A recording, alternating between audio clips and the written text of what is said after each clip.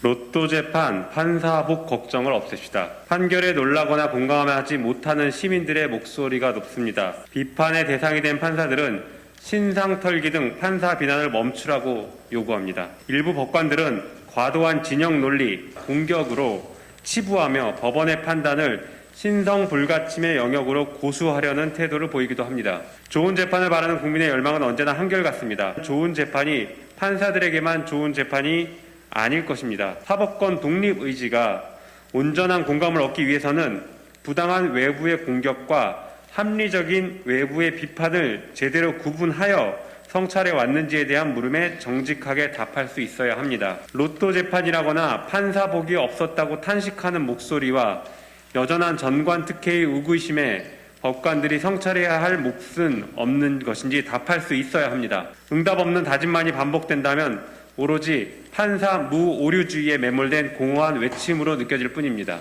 판사들은 사법농단 사건으로 수사를 받아보니 검찰 수사의 현실이 이 정도로 심각한지 몰랐다. 압수수색 영장과 구속영장 발부에 정말 신중해야겠다고 다짐했던 판사들의 반성과 외침은 왜 시민들을 상대로 한 재판에서는 제대로 구현되지 않는 것입니까?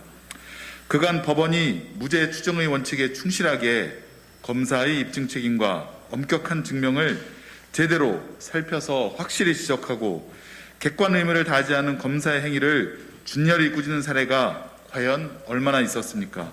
검찰 주도 사법의 폐해를 방치한 것은 아닌지 정말 의문입니다. 선택적 불의를 초래하는 공소권 남용의 사례를 짚어내 망나니식 검찰권 사용을 차단하는 일이 왜 손에 꼽을 정도로 적은 것인지도 정말 의문입니다. 이상의 의문들이 바로 사법개혁에 대한 지금부터라도 시민을 위한 진정성 있는 개혁을 고민해야 하는 근본적인 이유입니다. 그간 판사들은 판결의 공정성에 의문이 제기될 때마다 자신들의 유불리만을 따져서 법원을 비판한다면서 사법개혁의 본질을 호도해왔습니다. 진술의 신빙성을 따져봐야 한다는 김학의 사건 파기환송, 드루킹의 진실을 신뢰한다는 김경수 지사 사건 원심 확정은 과연 판사복이나 로또 재판이 아닌 엄격한 법리와 동일한 잣대로 이루어졌는지 살펴봐야 합니다. 사법권 독립을 앞세워 모든 판결에 대한 무조건적 승복과 수용을 요구하는 것이 실질적 법치주의에 부합하는 것일 수는 없습니다. 모르고 저지르는 잘못보다 알고 저지르는 잘못이 더 큰 법입니다. 사법 불시에는 법원만이 아닌 국가의 문제이며 판사의 불행을 넘어서는 국민의 불행입니다. 로또 재판과 유전무죄의 불시는 전관 특혜와 비리의 온상이 됩니다. 오해다라고만 우길 것이 아니라 진정성 있는 자세로 해결 방안을 모색해야 합니다. 재판이 사법부 독립의 미명 아래 신성 불가침 영역으로만 남을 수는 없습니다. 재판은 마땅히 국민을 안심시키는 서비스로 정착되어야 합니다. 국민이 주인이 되는 사법 시스템, 법 앞의 평등이 실질적으로 구현되는 세상, 사법 절차의 민주적 정당성 확보를 위한 제도 개선 노력에 최선을 다할 것입니다.